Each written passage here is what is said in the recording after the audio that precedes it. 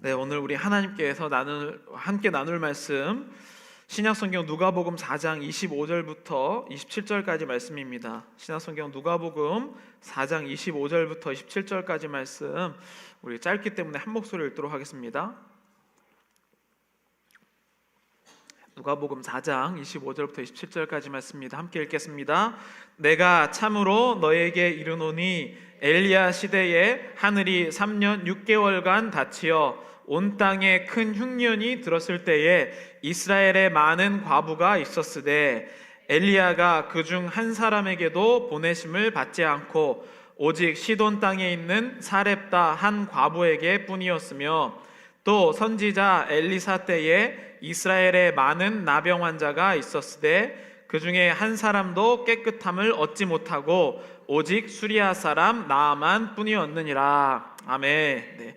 오늘 금요기도에 특별히 지난주 금요기도의 말씀과 이어서 하나님께서 우리에게 주신 것을 그렇게 이제 이어서 나가길 원하는데요. 특별히 오늘 기도 제목은 설교 제목은 너희 귀에 응하였느냐라는 제목을 가지고 함께 말씀을 나누겠습니다. 오늘 본문은 이 누가복음 4장의 거의 전반이라고 보시면 되고요. 이 모든 이 배경은 누가복음 4장이고 그 다음에 특별한 말씀은 25절부터 27절까지 말씀입니다. 누가복음 4장을 시작할 때 보면 예수님께서 이제 공생애를 처음 시작하시는 그런 발걸음을 나타내고 있습니다. 그러면서 누가복음 4장 1절 2절에 이렇게 나와 있습니다. 우리 한 목소리를 읽어보겠습니다. 예수께서 성령의 충만함을 입어 요단강에서 돌아오사 광야에서 40일 동안 성령에게 이끌리시며 마귀에게 시험을 받으시더라. 이 모든 날에 아무것도 잡수시지 아니하시니 날 수가 다함에 줄이신지라. 아멘. 누가복음의 4장의 시작, 예수님의 공생의 시작은 누구와 함께 시작됩니까? 성령님과 함께 시작돼요. 누가복음은 특별히 성령님에 대해서 굉장히 강조하고 있는 그러한 말씀입니다.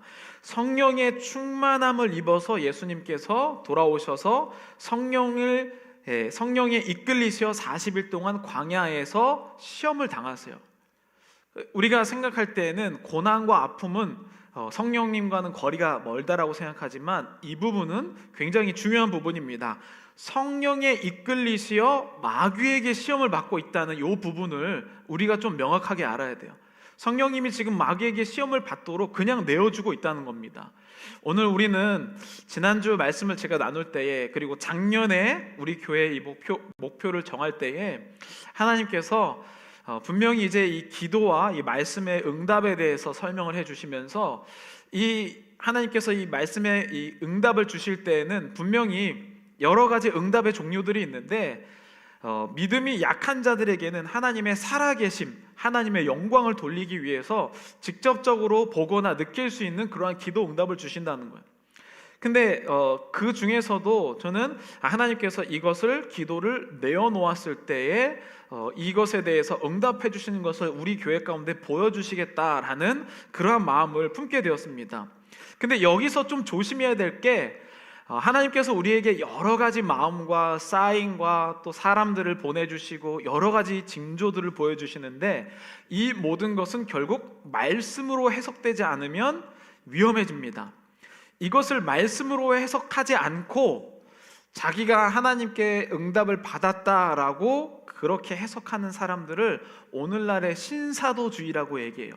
그러니까 사도는 지금 성경을 기록한 자들, 구약에서는 예언자고 그 다음에 신약에 오면 사도인데요, 이 사도와 예언자가 성경 말씀을 기록한 자들입니다. 그러니까 이것은 이 특별 계시라고 얘기하는데 이 사람들만 말씀을 쓸 수 있어요. 하나님의 뜻을 이 사람들만 이해할 수 있었다고요. 그러나 일반적인 계시는 조금 다른 부분인데, 그래서 신사도주의는 오늘날에도 내가 직통 계시를 받는다라고 주장하는 이단들의 형태가 신사도주의입니다. 그래서 이것을 안전하게 하려면 항상 내가 어떠한 느낌도 받고 여러 가지 것을 받았지만 말씀에서 구체적으로 이게 무슨 뜻인지 찾지 못하는 자는 신사도주의로 빠지게 돼서 막 예언을 하기 시작하고 여기서부터 신령한 능력을 행하는 사람으로 바뀌기 시작하는 것이죠. 여기에 보면 예수님도 능력이 있으셨잖아요. 그래서 보면은 예수님이 이제 하나님의 아들로서 또 인간의 100%로서 공생애를 하시면서 성령에 이끌리셔서 마귀에게 시험을 받으신다는 거예요. 근데 이 마귀에게 시험을 받으실 때에 마귀가 3절 4절에 이렇게 얘기합니다.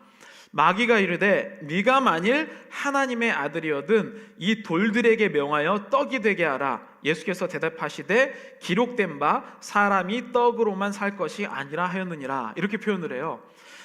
마귀가 지금 40일 동안 금식 기도하고 오신 예수님에게 배고프니까 이 돌을 떡이 되라 라고 이렇게 마귀가 예수님께 유혹을 하죠.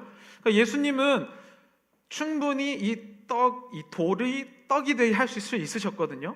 근데 만약에 예수님이 이 돌을 떡이 되게 하는 순간 인간이 아닙니다. 하나님의 아들이죠. 그러니까 모든 것들이 다 사라져요. 인간을 대속하는 게 사라집니다. 그러니까 예수님이 고난을 받으셔야만 되는 것이죠. 예수님이 분명히 능력이 있고 여기서 돌이 떡이 되는 이 유혹을 이겨야지만 인간이 되는 것이죠. 오늘날에 우리가 많은 사람들이 기도 제목을 내놓는데 하나님 응답 안 해주신다고요.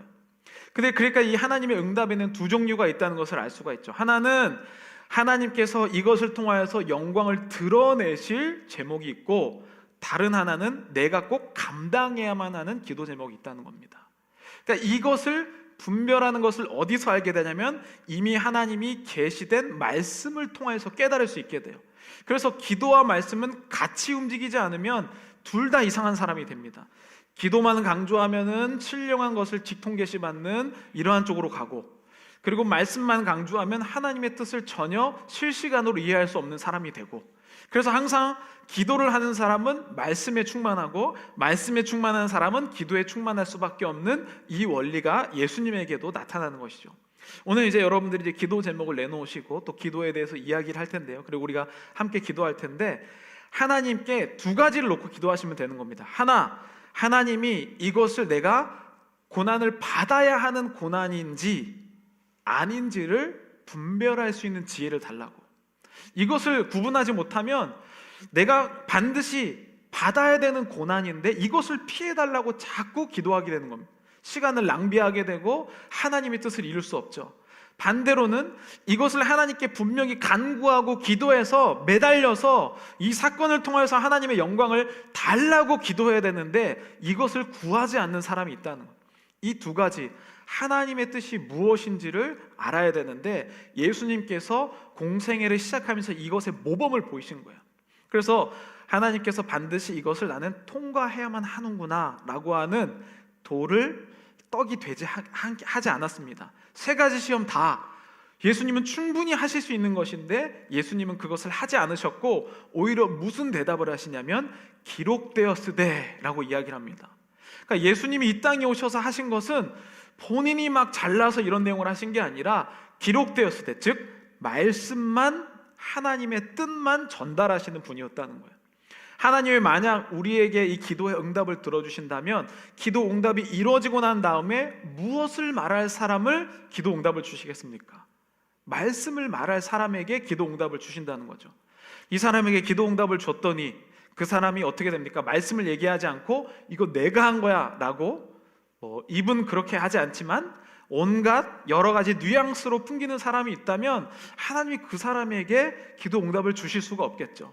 그러니까 내가 기도 응답을 받았으면 하나님의 말씀을, 하나님께서 나를 통하여 하신 것을 나타내시는 거구나 라고 표현하는 자에게 하나님이 응답을 주신다는 것이죠. 그것이 4절에 예수께서 대답하시되 기록된 바 사람이 떡으로만 살 것이 아니라 이렇게 표현하는 것이죠.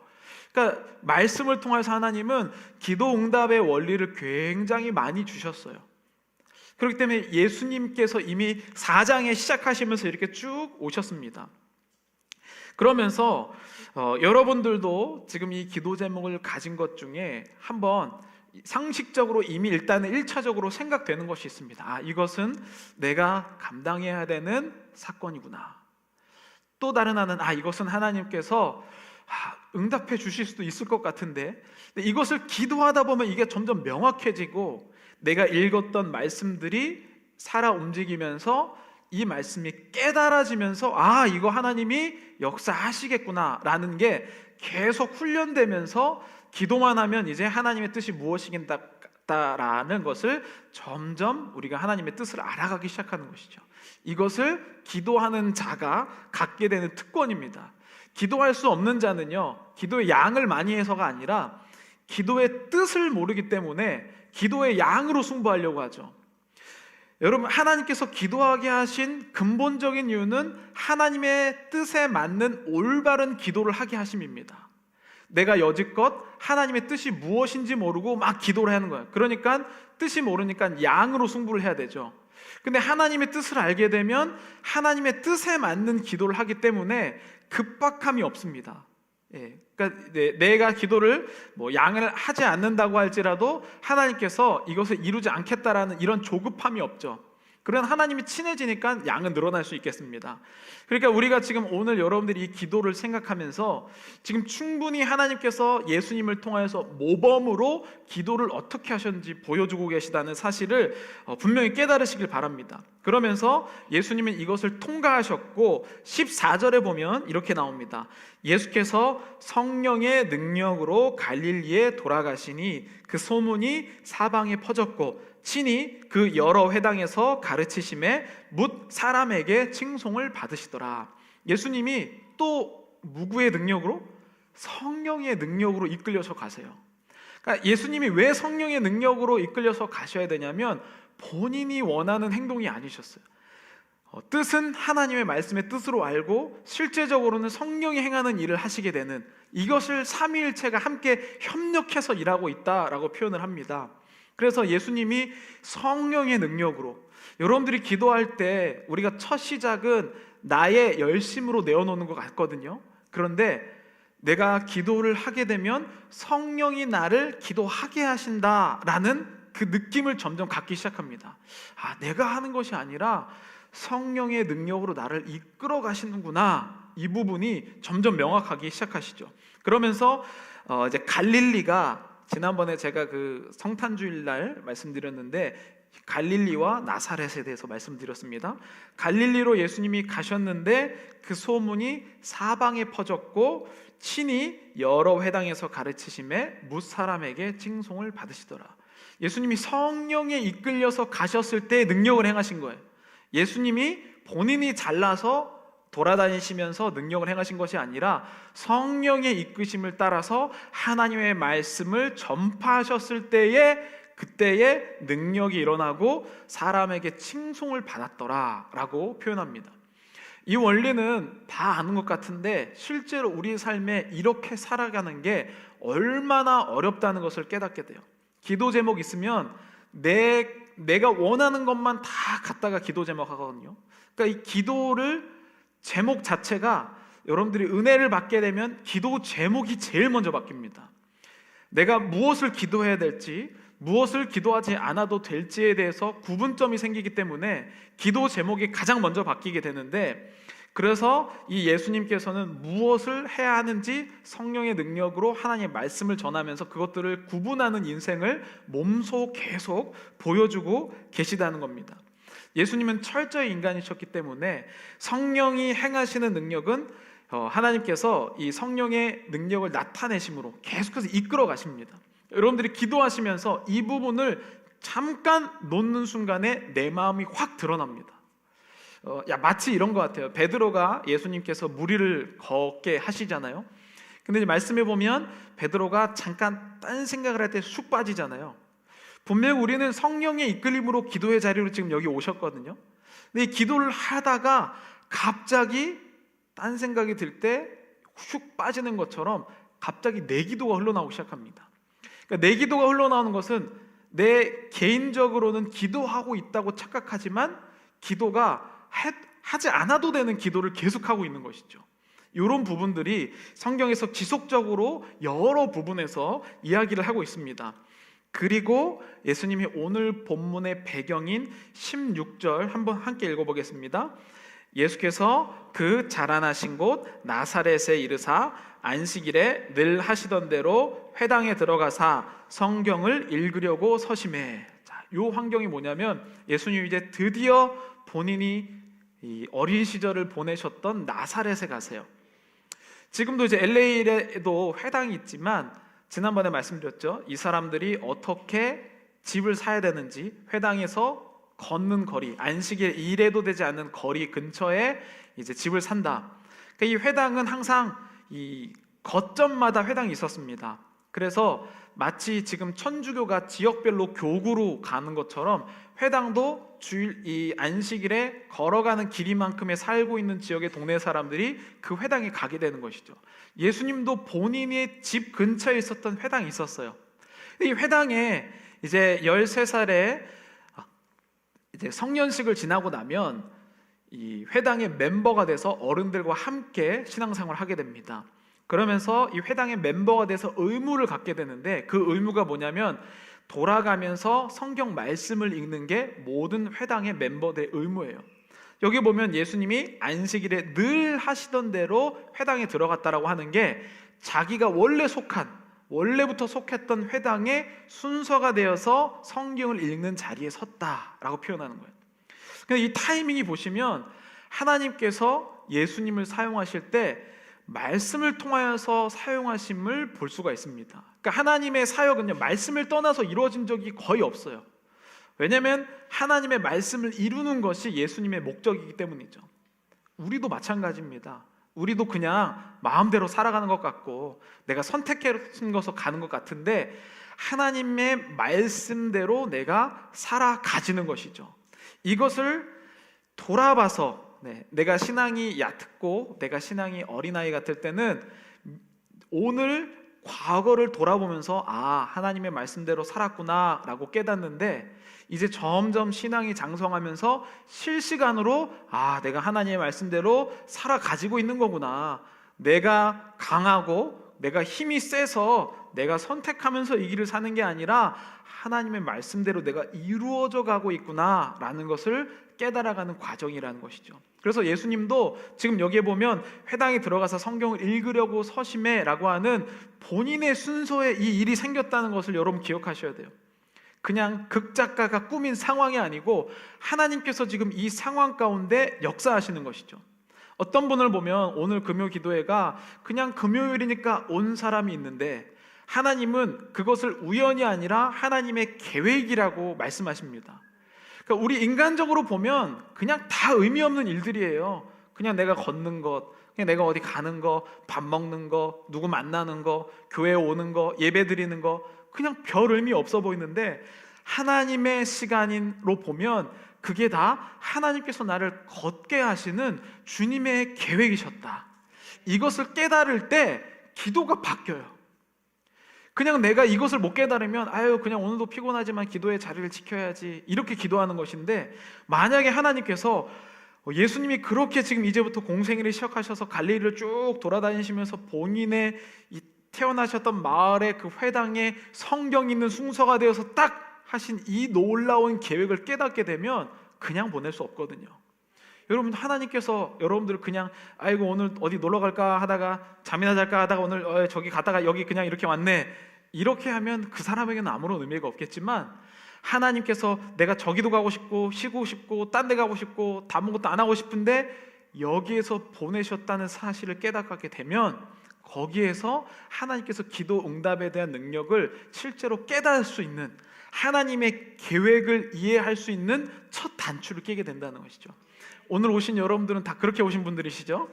네, 그럴 때에 하나님의 계획을 내가 이해할 수 있는 기도의 자세가 바뀌기 시작합니다. 그런데 그때 예수님께서 읽으셨던 본문이 뭔지 17절부터 20절까지 우리 함께 읽어보도록 하겠습니다. 17절입니다. 시작. 선지자 이사야의 글을 드리거늘 곧 주의 성령이 내게 임하였으니 이는 가난한 자에게 복음을 전하게 하시려고 내게 기름을 부으시고 나를 보내사 포로된 자에게 자유를, 눈먼 자에게 다시 보게 함을 전파하며 눌린 자를 자유롭게 하고 주의 은혜의 해를 전파하게 하려 하심이라 하였더라. 회당에 있는 자들이 다 주목하여 보더라. 네, 여기 말씀 잠깐 띄워주신 보시면 또 나옵니다. 이사야의 말씀을 읽으세요. 그런데 자세히 보시면 계속 공통적입니다. 기록을 읽는 겁니다. 하나님의 말씀을 예수님은 계속 선포하셨어요. 그러니까 우리의 기도가 사실은 말씀으로 벗어나는 경우가 별로 없어야 돼요. 이게 기도 제목이 바뀐다는 의미입니다. 어느 순간에 나의 기도 제목이 막 내 필요한 것을 막 외치던 사람에서 어느 순간 말씀이 기도가 되기 시작해요. 하나님이 말씀을 이루시겠구나. 하나님이 내가 여기서 깨달았던 이 말씀을 오늘 여기서 기도하게 하시네. 이런 깨달음의 위치들이 점점 바뀌기 시작하는데 그것을 지금 예수님이 또 보여주고 계신 것이죠. 그러면서 이사야 말씀을 읽으시는데 그 이사야의 고난받는 종에 관한 말씀입니다. 고난받는 종이 누구십니까? 예수님이시잖아요. 그러니까 본인이 오늘 지금 이제 회당에 보면요, 이제 예전에 여러분 성경책이 어떤지 한번 상상해 보셨나요? 오늘처럼 이렇게 페이지 수가 있는 게 아니잖아요. 이사야, 굉장히 성경 중에서 긴 책이잖아요. 그럼 만약에 이사야 오늘 이 본문을 61장을 찾는다면 두루마리 성경이잖아요. 한 권으로만 되어 있습니다. 그럼 두루마리면 얼마나 두꺼웠을까요? 사람이 할 수 없을 정도로 이사야가 이거보다 더 크겠죠. 두루마리면 두 사람이 갖고 온단 말이에요. 한 사람은 저기서 피고 접고, 그러니까 쭉 피는 게 아니고 저기선 접어가면서 여기선 펴가면서, 거기서 61장까지 가려면 시간도 꽤 걸립니다. 그러니까 그 사람들은 이 말씀을 기대하면서 그 장면을 보고 있는 거예요. 저 갈릴리에서 그렇게 유명하고 지금 막 성령의 능력을 일으키는 사람이 여기 와서 어떤 말씀이 지금 담당하게 됐을까를 막 기대하고 있는 거죠. 여러분, 예배가 이런 자세예요. 도대체 어떤 말씀이 주어질까? 어떤 사람은 받는 대로 받아야지 이렇게 올 수도 있지만 이 사람들이 이 두루마리를 펴는 그 과정에서 이미 말씀에 대해서 엄청 기대를 하고 있다는 거예요. 그러면서 본인이 읽었던 말씀이 본인에 관한 예언이었어요. 근데 그 예언을 18절에 딱 시작하는 거예요. 주의 성령이 내게 임하였으니, 주의 성령이 내게 임하였으니, 또 성령이 여기서 관여하시는 거예요. 그러니까 주의 성령이 내게 임하였을 때 자유되는 일들이 일어나는데, 이게 지금 이사야의 예언 아닙니까? 포로로 끌려갔을 때. 근데 그게 지금 예수님께 이루어진 거잖아요. 그러니까 이미 지금 예수님이 읽으신 이게 뭐냐면 간증이 된 사건을 읽고 계신 거예요. 그러니까 하나님의 말씀대로 지금 다 이루어지고 있다는 것을 하나님께서 지금 나타내고 계신 거예요. 성령을 통하여서.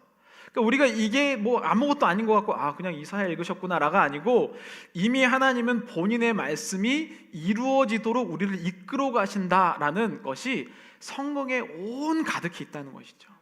여러분들은 오늘은 그날이라고 생각하세요? 사실 오늘뿐만이 아니고 하나님 우리에게 말씀을 주시고 기도하게 하시고 하나님 우리 무릎을 꿇게 하실 때는 지금 예수님이 정말 우연으로 치면, 오늘날의 시선으로 보면 뭐 그냥 그렇게 하다 보니까 이렇게 됐겠지라고 생각하지만, 지금 이 성경에서 하나님의 아주 세밀한 전 세계를 구원하시려는 그 계획에서 보면 정말 정밀한 계획이에요.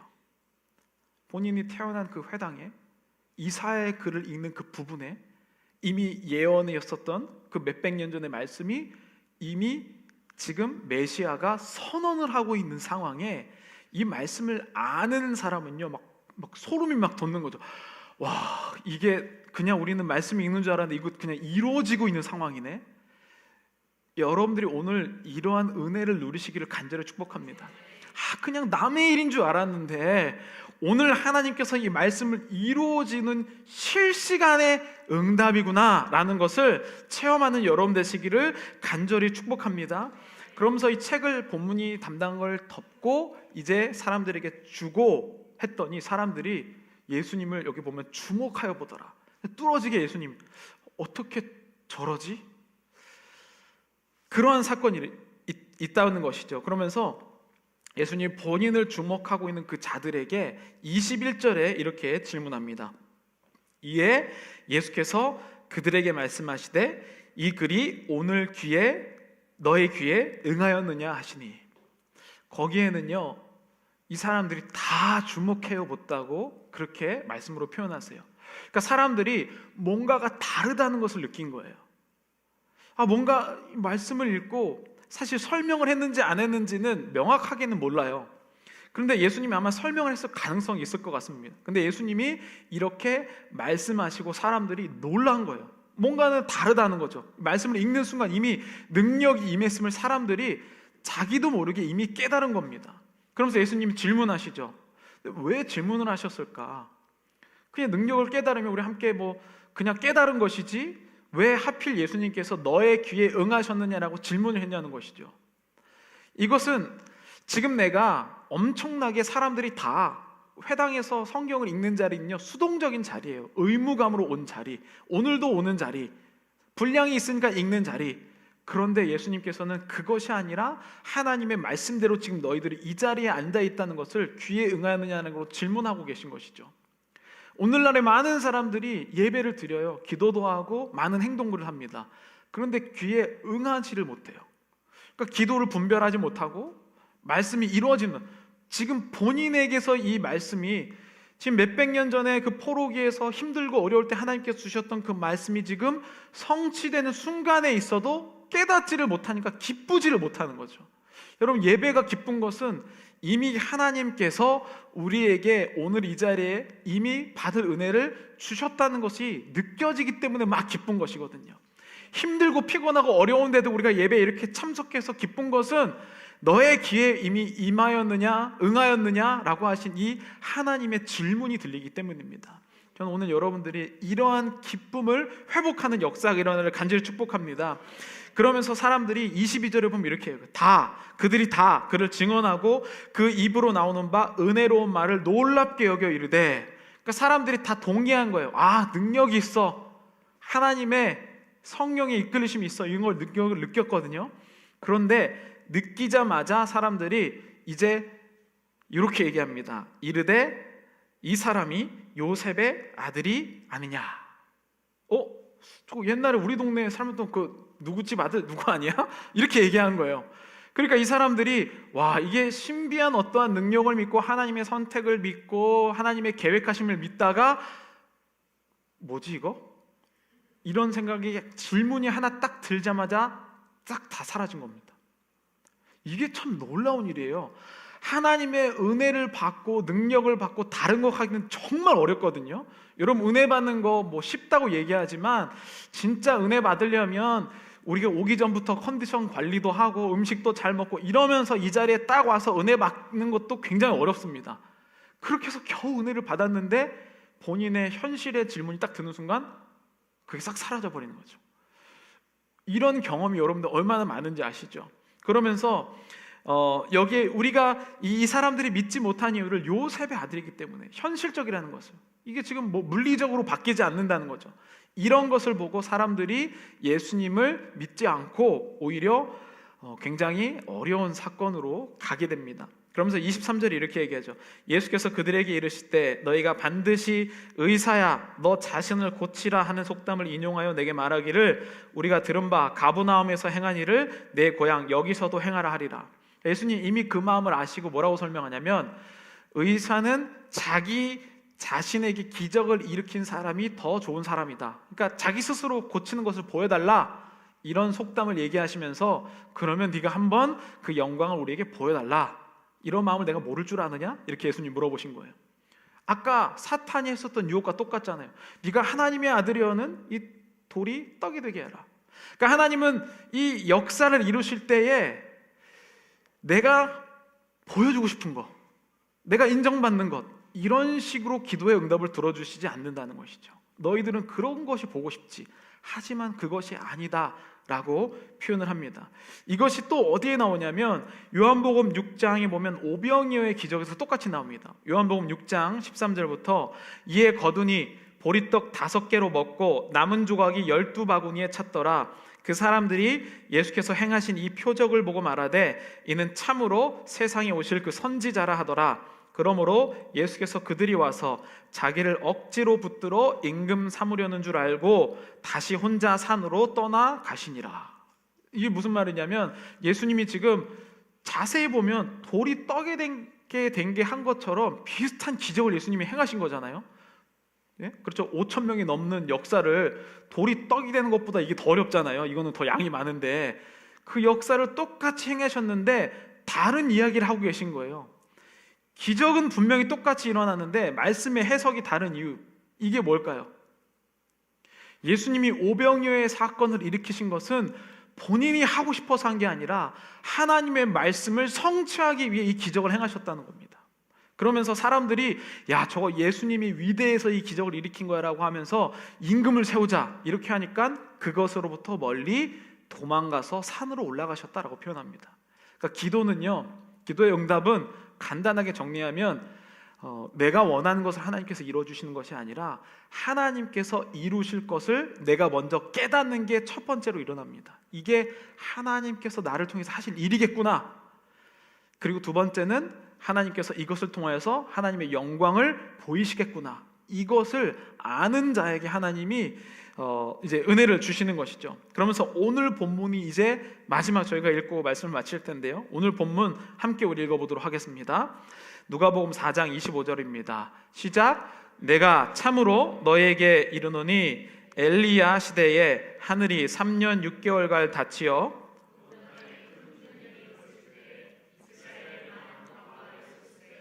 엘리야 그중 한 사람에게도 보내심을 받지 않고 오직 시돈 땅에 있는 사렙다의 한 과부에게 뿐이었으며 또 선지자 엘리사 때에 이스라엘에 많은 나병 환자가 있었으되 그 중에 한 사람도 깨끗함을 얻지 못하고 오직 수리아 사람 나아만 뿐이었느니라. 아멘. 이것을 우리가 잘 해석하면 어떤 거냐면요, 세상에 수많은 기도 제목거리들이 있는 사람이 있었고 하나님께 기도하는 사람들이 많았는데 하나님이 기도를 응답하도록 선택하신 사람이 있었다는 거예요. 하나님의 영광을 위해서 이것을 드러낼 사람이 있었다는 것이죠. 여러분들이 지금 간절한 기도 제목 나누셨는데 두 가지 효과가 있는 겁니다. 제가 처음에 말씀드렸죠. 첫 번째는 내가 지금 받아야 되는 고난인지 아니면 이것을 통해서 하나님이 우리들 가운데 영광을 드러낼 일인지 하나님께서 첫 번째는 깨닫게 하시고, 두 번째는 하나님께서 이 영광을 나누게 하신다는 거죠. 누구에게 주시는지. 그래서 오늘 저는 기도의 능력을 말씀하시는데, 진짜 기도의 능력은 하나님의 계획을 아시고 하나님의 뜻을 알게 되는 그 기쁨이 오늘 여러분들에게 임하시기를 간절히 축복합니다.